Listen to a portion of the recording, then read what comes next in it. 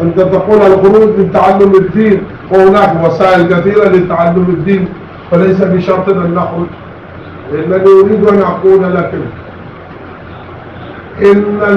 إن المقصود بهذا الخروج إقامة الدين، وأن يقوم المسلمون على الفرائض، ومقصود هذا هو منع الردة.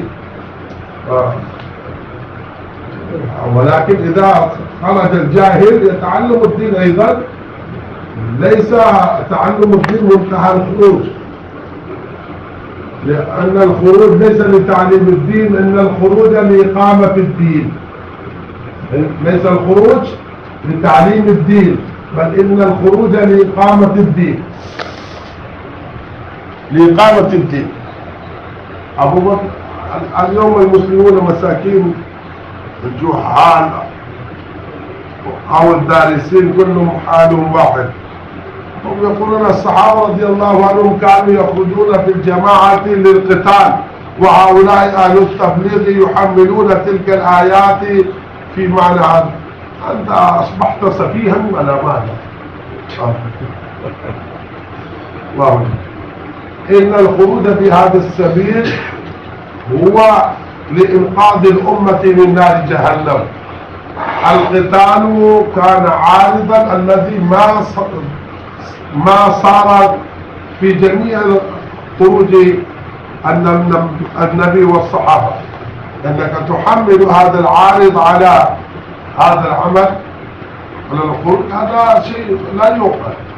تقول أن الخروج للقتال، إن الخروج لإنقاذ الأمة من النار،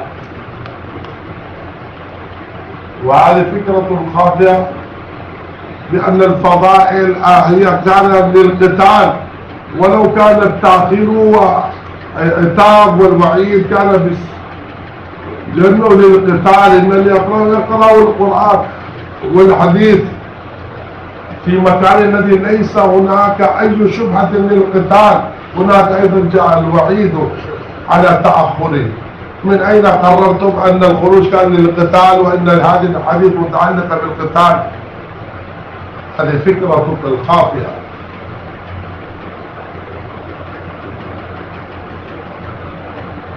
فقلت لكم كل خروج الشيخ الياس رحمه الله عليه تعالى يقول إن ما جعلتم جزء حياتكم خروج 4 أشهر لا تذوقوا حلاوة الإيمان، لن تذوقوا حلاوة الإيمان.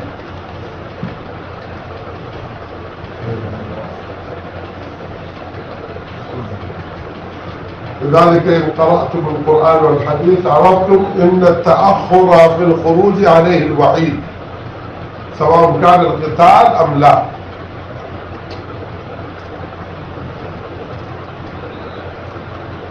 الوعيد على تأخير في الخروج، سواء كان الوعيد على هذا، إن الوعيد هو على تأخر إقامة الدين، إقامة جهد الدين.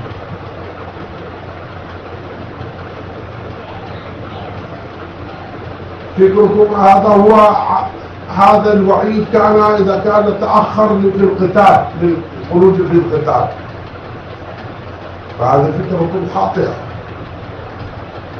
قولوا لي بكل صراحة، أبو بكر الصديق رضي الله عنه الذي كان يريد إخلاء المدينة وإرسال الجماعة، هل هذا كان لقتال الكفار أم لمانع الزكاة؟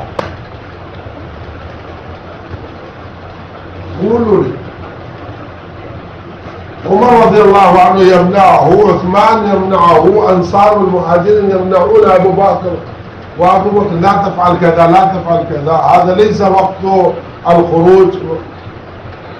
ولكن هذا الرجل الوحيد ثبت وقال كلكم على خطأ، فكرتكم خاطئة، أنكم تقولون أن العمل يكون بالمشورة.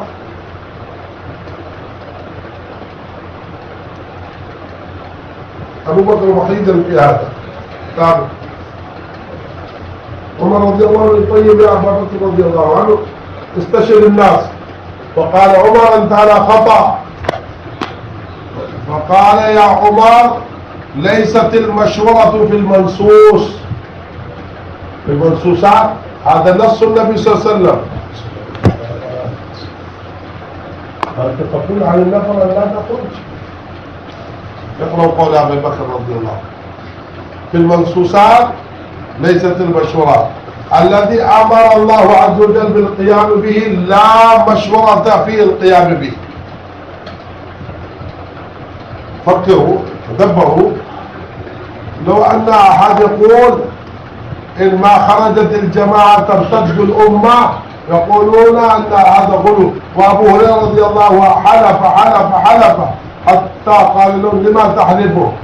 قال لولا أن أبا بكر رضي الله عنه ما أرسل الجماعة لما وجد من يسجد لله سبحانه وتعالى. فكرتك خاطئة بأن بتوزيع المطويات الناس يعرفون ما هو الدين، هذا كلام فاضي. بائع السكر، في عند بائع السكر لو كان يأتي النملة على الكيس، فلو أنت تكتب على الكيس ملح، تكتب على الكيس ماذا؟ ملح، هل النملة لا تأتي؟ لا والله هذا كيس الملح ما نجي. أعطيكم مثال مبسط الذي عنده عقل يفهم. لمنع النملة لو تكتب على أكياس السكر ملح، هل هذه النملة تمتنع؟ ما تأتي؟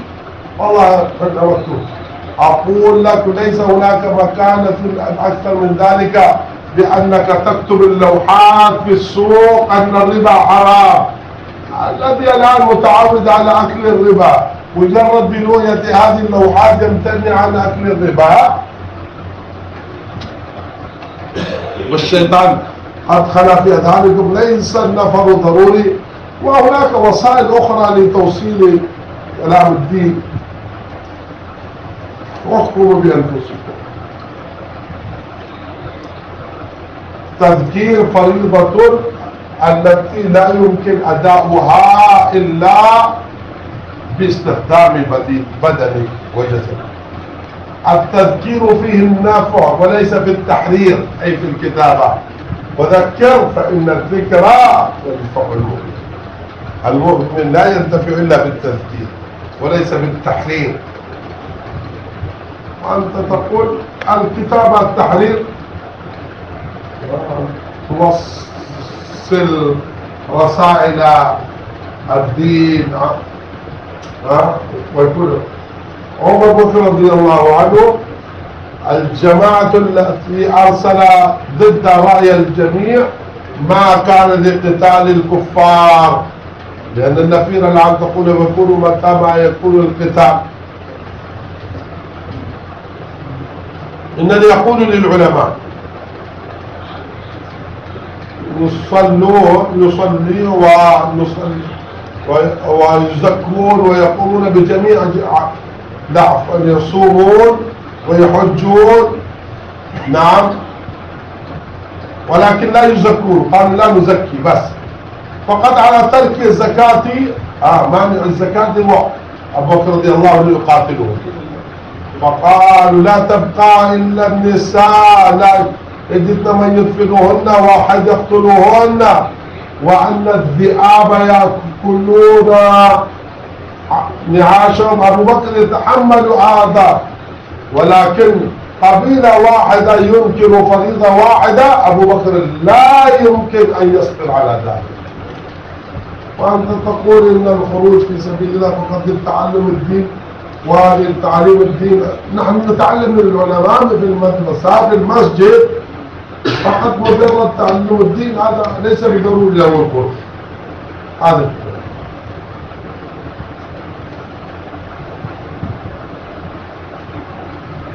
لذلك عزموا أننا كل سنة نفرغ أوقاتنا كل سنة 4 أشهر للبوليتيك.